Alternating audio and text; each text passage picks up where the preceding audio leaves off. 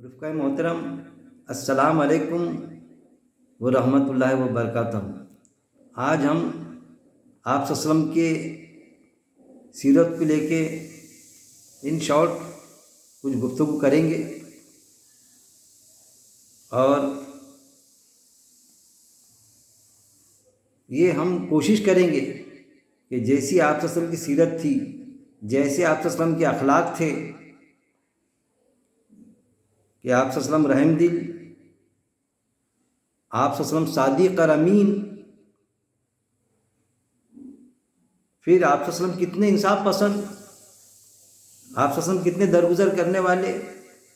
تو گویا کہ جو آپ صلی اللہ علیہ وسلم کی سیرت میں ہم کو جو واقعات ملتے ہیں، تو کیا وہ واقعات اور آپ صلی اللہ علیہ وسلم کی سیرت ہم سے تقاضا نہیں کرتی آج کہ ہم بھی ویسے اخلاق اپنے آپ میں پیدا کریں، ہم بھی صادق بنے، ہم بھی امین بنے۔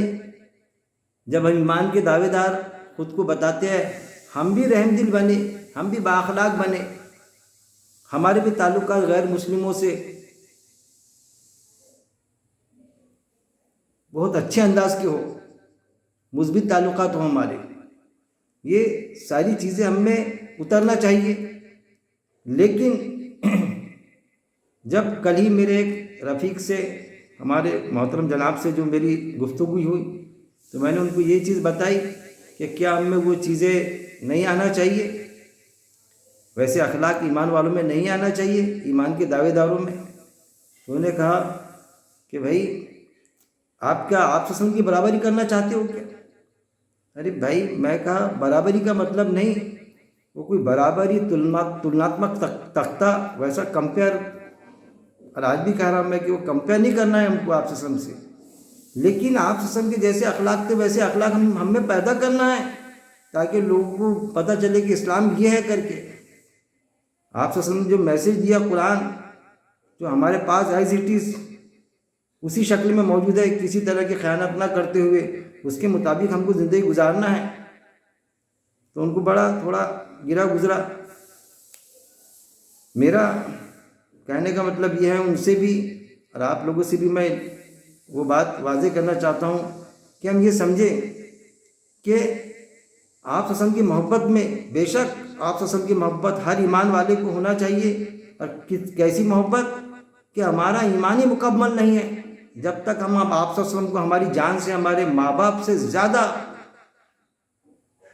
ہمارے ماں باپ ان پر قربان، ہمارا یہ عقیدہ، یہ فیت نہ ہو۔ لہٰذا میرا تو ہے اور ہر ایمان والے کا ہوتا، سوال ہی پیدا نہیں ہوتا، اس سے کوئی انکار نہیں۔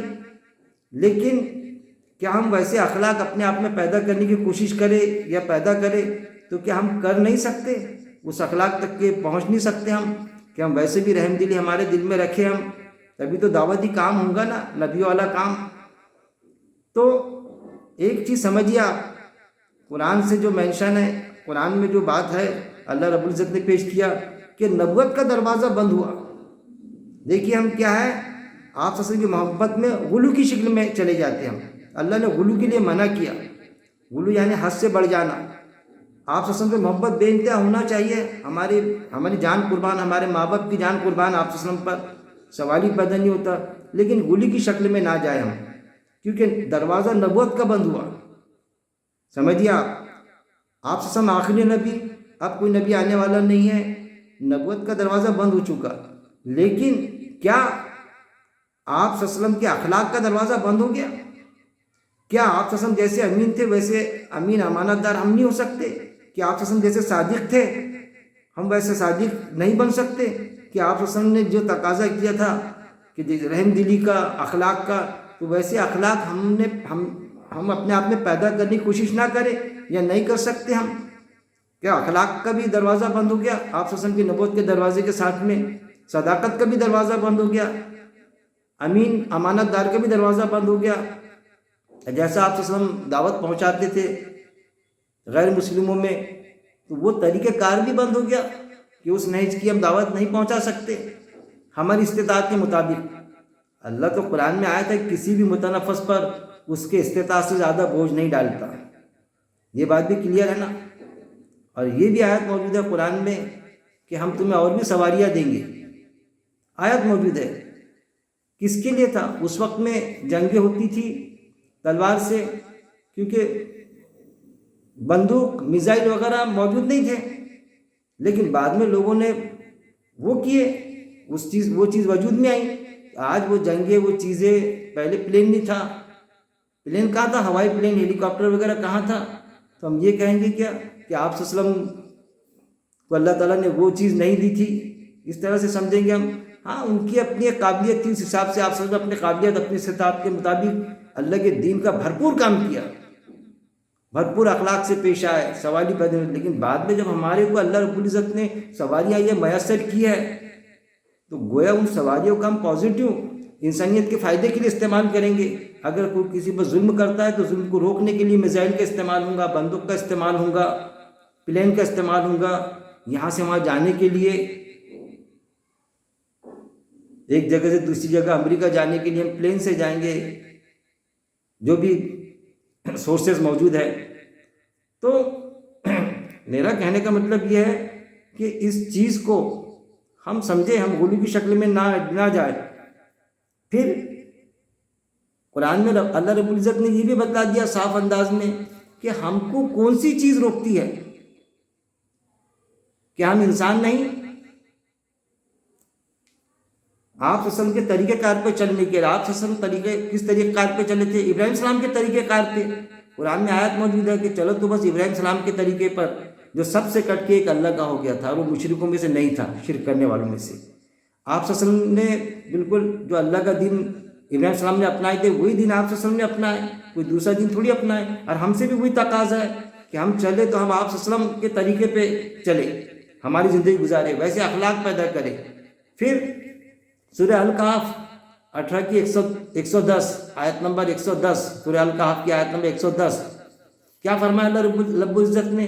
کہہ دیجئے، آپ صلی اللہ علیہ وسلم نے کہہ دیے، یہ آیت اللہ کا فرمان اور قرآن میں لکھا بھی دیے، کسی طرح کی خیانت نہ کرتے ہوئے، جو قرآن کی شکل میں یہ آیت ہمارے پاس موجود ہے. کیا فرمایا؟ کہہ دیجئے. آپ صلی اللہ علیہ وسلم کہہ رہا ہے اللہ تعالیٰ کہ کہہ دیجئے میں آدمی ہوں تم جیسا، لیکن میری طرف وحی کی جاتی ہے. کیا ہے کہ آپ صلی اللہ علیہ وسلم کو اللہ تعالیٰ نے کہنے لگایا کہ میں تم جیسا آدمی ہوں، تم جیسا انسان ہوں، صرف فرق اتنا ہے کہ میری طرف وحی کی جاتی ہے. مطلب میں نبی ہوں اور رسول ہوں، اور تمہاری طرف وحی نہیں کی جاتی. بلکہ یہاں تک کہ نبوت کا دروازہ ہونے کے بعد میں چیلنج سے آپ صلی اللہ علیہ وسلم نے کہا کہ اب کوئی نبی بن نہیں سکتا، میری طرف وحی کی جاتی ہے اور تمہاری طرف وحی نہیں کی جا سکتی، کیونکہ نبوت کا دروازہ اللہ نے بند کر دیا تھا، کلوز کر دیا تھا. تو کوئی اگر آپ صلی اللہ علیہ وسلم کے جیسے اخلاق پیدا کرنے کی کوشش کرے یا پیدا کرے، تو کیا یہ ہم کو یہ سمجھیں گے کہ ہم ان کی نعوذ باللہ ہم آپ صلی اللہ علیہ وسلم کی برابری کرنا چاہتے ہیں، ان سے اپنے آپ کو کمپیئر کرنا چاہتے ہیں؟ ارے کمپیئر کے معاملے میں تو اللہ رب العزت نے قرآن میں یہ بھی آیت موجود ہے کہ لوگ غلو کی شکل میں نکل جاتے ہیں اور کہتے ہیں کہ بھائی اب سارے نبیوں سے بہتر ہمارا نبی. بے شک ہر کسی کو اپنا باپ پیارا ہوتا، اور آپ صلی اللہ علیہ وسلم تو پوری امت کے باپ ہے. تو ہمارے نبی کریم صلی اللہ علیہ وسلم ہم کو بہت پیارے ہیں، اس سے کوئی انکار نہیں، ہماری محبت کا تقاضا یہ ہے.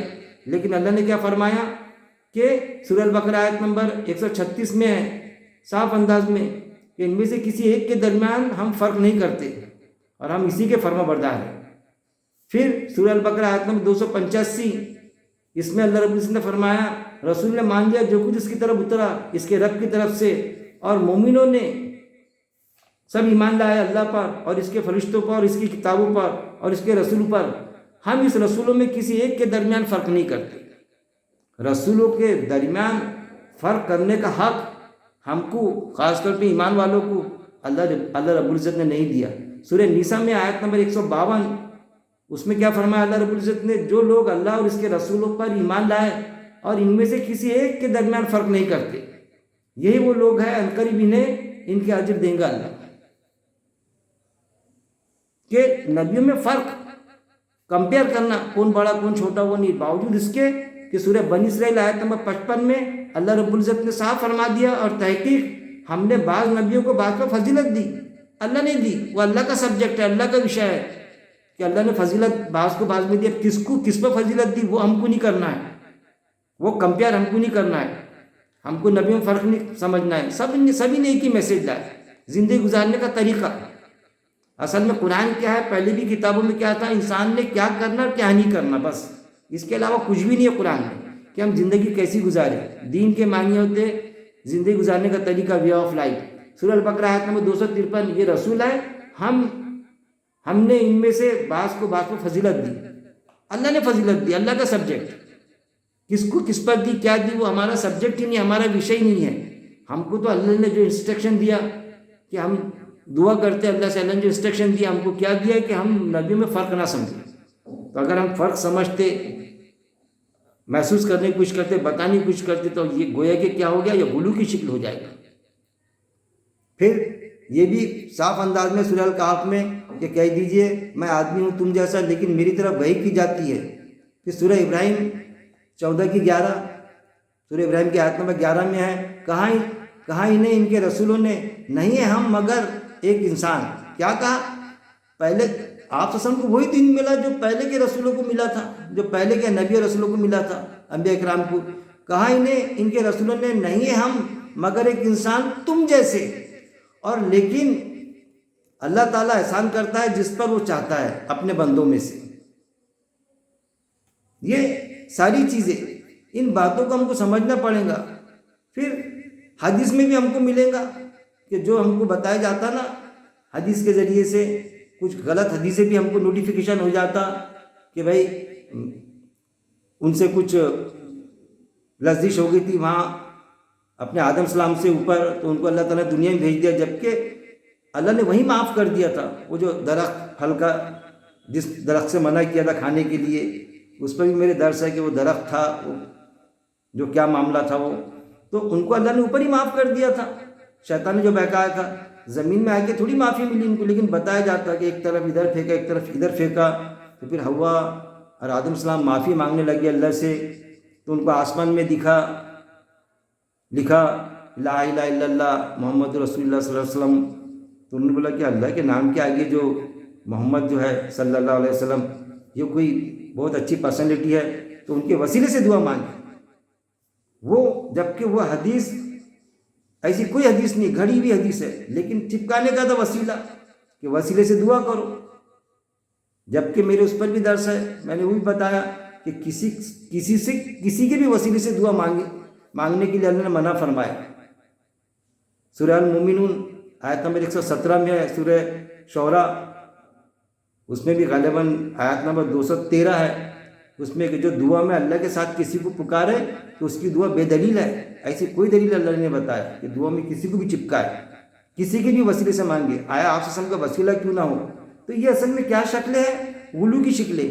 پھر سورہ توبہ کی، سورہ المائدہ کی ہے غالباً، میں بھول رہا ہوں کہ اس میں آیت نمبر 35 میں جو بتایا جاتا کہ سورہ المائدہ کی ہے آیت نمبر 35 میں کہ اللہ کے لیے وسیلہ تلاش کرو۔ تو وسیلہ یعنی اپنے لیے وسیلہ تلاش کرو، مطلب وسیلہ یعنی ذریعہ۔ تو اصل میں پھر وسیلہ یہ ہے کیا؟ تو ہمارے نیک عمل وہ وسیلہ ہے کہ ہم جو نیک عمل کرتے وہ اللہ کے پاس جانے کا، یعنی اللہ سے دعا ہماری قبول ہونے کا وہ وسیلہ ہے ہمارے نیک عمل۔ ہم ہمارے نیک عمل کا ذریعہ بنائے، اس کے وسیلے سے دعا کرے۔ جیسا وہ آتا نا واقعہ، وہ کہیں غار میں پھنس گئے تھے وہ، تو وہ اپنا جو نیک عمل کا وسیلہ دے رہے تھے وہاں پر کہ میں 3 دوست تھے وہ، تو میں وہ کسی خاتون سے میں نے وہ کیا، اس سے زنا کرنا چاہا، لیکن جب اس نے کہا کہ اللہ دیکھ رہا ہے تو پھر میں نے اللہ تیرے ڈر کے مارے میں نے اس سے پھر وہ نہیں کیا۔ ایسا وہ تینوں دوست اب تو پتھر دھیرے دھیرے سرکتے جاتا۔ تو اصل میں وہ جو واقعے سے کیا ظاہر ہوتا کہ آپ وسلم کا وسیلہ یا کسی نبی کا وسیلہ یا کسی بھی شخصیت کا وسیلہ وہ نہیں ہے، ہمارے اعمال جو ہے وہ اصل میں وسیلہ ہے، وہ ذریعہ ہے ہم کو اللہ کی قربت کا، ہماری دعا کو قبول ہونے کا۔ تو ان باتوں کو ہم کو جب تک کہ ہم سمجھیں گے نہیں، ان شکلوں سے ہم نکلیں گے نہیں، تو گویا کہ یہ معاملہ ہو جائے گا کہ لوگ اور علماء کی اکثریت ہم کو کسی الگ پیمانے پر ڈال دیں گی، اور ہم جو مقصد ہے اللہ کا وہ پورا نہیں کر پائیں گے۔ اللہ سے دعا ہے کہ اللہ رب العزت اب میرا زیادہ تر یہ معاملہ وہ ہوا کہ ہمارے ان رفیق سے جو بات ہوئی تو ان کا اس پر ہی تھا کہ بھئی آپ صلی اللہ علیہ وسلم کو تم اپنی جیسا انسان سمجھ رہے ہو کیا؟ ارے میرے بھائی، میں اپنے آپ سے کمپیئر تھوڑی کر رہا آپ صلی اللہ علیہ وسلم کو. ارے آپ صلی اللہ علیہ وسلم کا مرتبہ تو وہاں سوال ہی پیدا نہیں ہوتا. ایک نبی کے مرتبے کے، ان کے تو پیر کی، ان کے بال کی برابری نہیں کر سکتے ہم. لیکن آپ صلی اللہ علیہ وسلم جس طریقے پہ چلے تو آج ہم اس طریقے پہ ان کی ایک ایک سنت کو زندہ کرنا ہے. ہم اگر یہ سمجھیں گے تو پھر تو ایسا معاملہ ہو جائے گا کہ آپ صلی اللہ علیہ وسلم نے وہ چیز کرے، آپ صلی اللہ علیہ وسلم نے جنگ لڑے، آپ صلی اللہ علیہ وسلم نے ایسے رحم دلی کرے، ہم تھوڑی کر سکتے بھائی. تو یہ تو راہ فرار ہو جائیں گی. کیسی راہ فرار؟ کہ محبت کے مادھیم سے، محبت کے ذریعے سے غلو کی شکل پکڑنا، راہ فرار اختیار کرنا کہ ہم نہیں کر سکتے ویسا. ارے بھائی ہم کر سکتے. آپ صلی اللہ علیہ وسلم نے یہ کہا کہ تم بھی ایسا کرو. میں تمہارے جیسا انسان تھا، میرے کو بھی سارے تقاضے تھے موجود، بیوی بچے ساری چیزیں، باوجود اس کے میں اللہ کے دین پر چل کے بتایا. قرآن اصل میں کیا ہے؟ تھیوری ہے، لیکن اس کو پریکٹیکل انداز میں آپ صلی اللہ علیہ وسلم نے پریکٹیکل کیا اس پر. تو ہم کو پریکٹیکل انجام دینا ہے. نبوت کا دروازہ بند ہے. کوئی یہ نہیں کہہ سکتا کہ مجھے وہی نازل ہوئی. اب ہم محتاج ہیں قرآن کے، آپ صلی اللہ علیہ وسلم کی محتاجی ہے ہم کو، سوال ہی پیدا نہیں ہوتا. لیکن آپ صلی اللہ علیہ وسلم کی پیروی کرنا پڑے گا. اب قرآن اللہ کا آدیش، اللہ کے حکم ہے. قرآن اللہ نے کیا کہا کہ اللہ کی رسی کو مضبوطی سے تھامے رکھو. تو اللہ کی رسی کیا بتائی؟ کس کو بتایا؟ اللہ رب العزت نے کوئی نبی کو اللہ کی رسی بتایا؟ قرآن کو بتایا کہ قرآن، علماء حضرات نے جو لکھے قرآن کو مضبوطی سے تھامے رکھو. اور ہمارے پاس کیسا قرآن ہے، کیسی اللہ کی کتاب ہے کہ اللہ کے رسول صلی اللہ علیہ وسلم نے کسی بھی طرح کی خیانت نہ کرتے ہوئے آئے، جیسی آیتیں نازل ہوئی ویسا آپ صلی اللہ علیہ وسلم نے لکھا دی. وہ چیز ہے. صرف فرق اتنا ہے کہ اس وقت میں اگر آیتیں نازل ہوتی تھی، وہی آتی تھی آپ صلی اللہ علیہ وسلم پر، تو اس وقت میں اگر کوئی بولنا چاہیے لرزش ہو جاتی تھی. آپ صلی اللہ علیہ وسلم سے بھی ہوئی ایک دو بار. وہ جو نابینا شخص آئے، وہ دیگر لوگوں کو سمجھا رہے تھے تو ان کو نظر انداز کیا، تو وہی معاملہ. کسی نے پوچھا کبھی کچھ معاملہ تو وہ انشاءاللہ نہیں بولے، تو وہ آیت آئی کہ آپ انشاءاللہ بولا کریں، اللہ چاہیں گا تو ہوں گے. ایسا نہیں کہ کوئی وہی آپ بولیں گے تو اللہ نازل کریں گا، اللہ چاہیں گا تو وہی آئیں گے. وہ جو آپ نے بولے کہ میں کل بتاتا، تو ویسا نہیں، اللہ چاہیں گا تو انشاءاللہ بولا کریں. پھر اس جو نابینا شخص تھے، جو بیچارے یہ تھے ہمارے صحابی رسول میں سے، تو ان پر دھیان کیوں نہیں دیا؟ پھر ایک چیز کے لیے منع کیا گیا تھا جو حلال تھی، تو آپ صلی اللہ علیہ وسلم نے اس کو کھانا بند کر دیے تھے. جیسے شہد آتا، قرآن میں تو شہد نہیں آتا، لیکن ایک کوئی بات تھی، وہ خیر وہ الگ ڈسکشن ہے، اس پر درج بھی ہے میرے. تو آپ صلی اللہ علیہ وسلم وہ حلال سے منع ہو گئے تھے. تو آیت آئی کہ آپ نے کیوں حلال کو حرام کیا؟ یہ چیز تو حلال تھی. تو وہ ہے تو آپ صلی اللہ علیہ وسلم بالکل یہ تو وہ اس وقت میں اگر کوئی لرزش ہوتی تھی کسی بھی نبی سے، یونس السلام سے لرزش ہوئی تو انہوں نے معافی مانگے. جو چھوڑ کے چلے گئے تھے قوم کو، تو مچھلی کے پیٹ میں چلے گئے، مچھلی کے پیٹ میں معافی مانگی. اگر نہیں مانگتے معافی تو قیامت تک پیٹ میں پڑے رہتے تھے. یہ کیا ہے؟ انبیاء کرام سے بھی کچھ لرزشیں، غلطیت نہیں بولنا چاہیے، ایسا گناہ، لرزشیں وہی آتی تھی، کریکشن ہو جاتی تھی.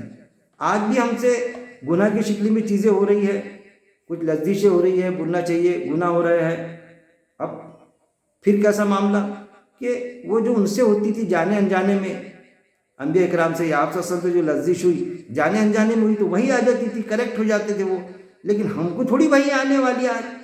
ہم سے کوئی غلطی ہوئی، کوئی لرزش ہوئی کسی معاملے میں، تو کوئی قرآن کی آیت تھوڑی نازل کریں گا اللہ رب العزت، کیونکہ نبوت کا دروازہ تو بند ہے. تو اللہ نے ایک آیت دیا، وہ قرآن میں موجود ہے کہ جانے انجانے میں جو غلطی ہوتی تو اللہ جانے انجانے میں ہوئی غلطی معاف کر دیتا، معاف فرماتا. وہ بینیفٹ دیا اللہ نے ہم کو، جیسا بولتے ہیں نا بینیفٹ آف ڈاؤٹ.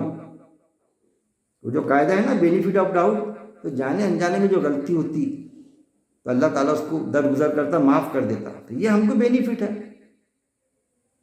قرآن میں کوئی اللہ رب العزت نے کوئی ہمارے لیے کچھ، یہ ہم انسان ہیں تو اس کے تحت کوئی ایسا راستہ تھوڑی روکا معافی کا، بھی مرتے دم تک کہ ہم کو معافی کے دروازے کھلے ہیں. لیکن موت کا کوئی بھروسہ نہیں.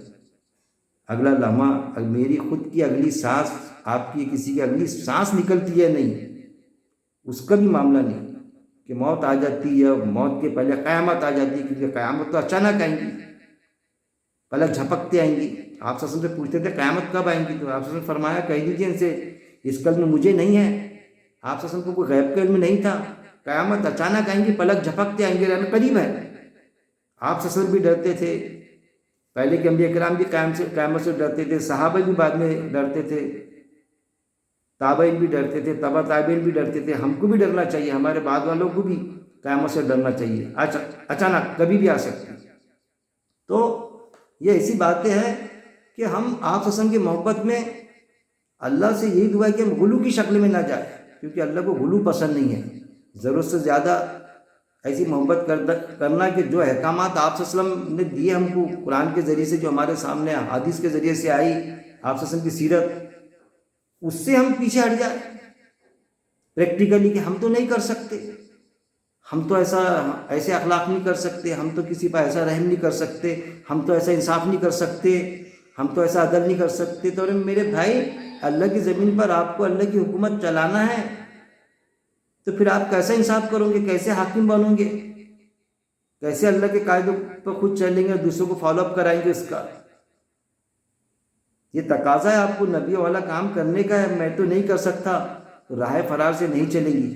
رحمانیت کے لیے اللہ نے منع کیا۔ ایک رحمانیت یہ ہوتی ہے کہ گھر دار چھوڑ کے نکل جائے ہم، وہ رحمانیت، اور ایک رحمانیت یہ ہوتی ہے، رحمانیت کی وہ شکل کہ گھر دار نہ چھوڑے، اللہ کے قاعدوں سے راہ فرار اختیار کرے۔ میں تھوڑی کر سکتا، میں تو ادنا ہوں۔ آپ سے سمجھے کیے ہم نہیں کر سکتے، صحابہ نے کیے ہم نہیں کر سکتے۔ وہ بھی جو آخری خطبے میں آپ سے نے فرما دیا، شاید 15واں یا 16واں پوائنٹ ہے کہ تم میں کے بعض میں سے بعد والے تم میں کے بعض سے بھی بہتر ہوں گے، یہ بتایا گیا۔ 15-16 نمبر کا نقطہ ہے وہ کہ تم میں سے بعض میں کہ تمہارے بعد والے تم میں کے بعض سے بھی زیادہ افضل ہوں گے۔ تو سوال ہی پیدا نہیں، تو اس پر اگر آپ غور کریں تو آج کا ایک شخص کو یہ کہیں گا کہ یار صحابی سے کیسے افضل بتا دے رہا ہے آپ سے نے کہا، تو اس کو اس طرح سمجھیں گے ہم کہ سارے صحابہ جتنے بھی ہیں صحابہ انبیاء کرام تو سب جنت فردوس میں جائیں گے، تو کیا سارے صحابہ بھی جنت فردوس میں جائیں گے؟ کیا نہیں، درجات کے مطابق جائیں گے۔ تو کوئی صحابی رسول نیچے کے درجے کی بھی جنت میں جائیں گے، سوال ہی پیدا نہیں ہوتا۔ لیکن یہ بتائیے کہ کیا جنت فردوس کا دروازہ آج بند ہو چکا؟ قیامت کے پہلے تک کہ جنت فردوس کا دروازہ کھلا ہے۔ کئی حدیث ملیں گی آپ وسلم کی کہ جو اس طرح میرے طریقے پر چلے گا تو ایسا رہیں گا، 2 انگلیوں کا اشارہ کر کے۔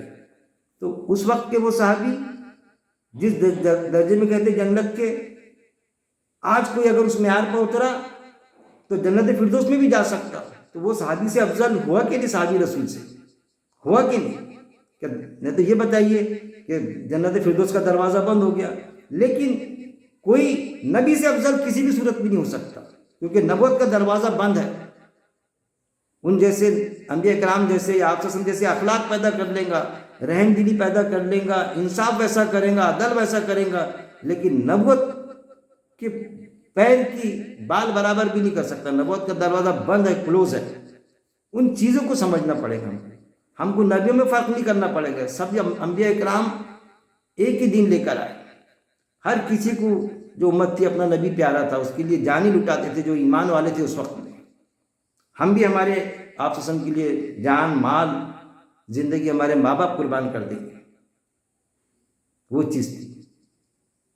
اللہ سے دعا ہے کہ اللہ رب العزت قرآن کو پڑھنے، ایک ایک آیتوں کو پڑھنے، اس پر غور و تدبر کرنے، اور ہم خود کیسی زندگی بسر کریں، ہم وہ چیز کو سمجھنے، آیتوں کو پڑھنے، آیتوں پر غور و تدبر کرنے، اور اس کے مطابق زندگی بسر کرنے کی میرا مالک توفیق دے، ہم کو چلنا آسان کرے۔ وآخر دعوانا ان الحمدللہ رب العالمین۔